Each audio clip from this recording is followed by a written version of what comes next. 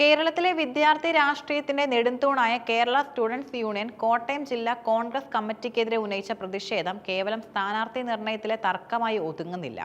സംസ്ഥാന കോൺഗ്രസ് നേതൃത്വത്തിലും പ്രാദേശിക ഘടകങ്ങളിലും യുവജന വിഭാഗങ്ങളെയും വിദ്യാർത്ഥി പ്രസ്ഥാനങ്ങളെയും അവഗണിക്കുന്ന പ്രവണതയുടെ ഒരു നേർചിത്രമാണ് KSU കോട്ടയം ജില്ലാ പ്രസിഡന്റ് KN നൈസാം പുറത്തിറക്കിയ പ്രതിഷേധക്കുറിപ്പ്.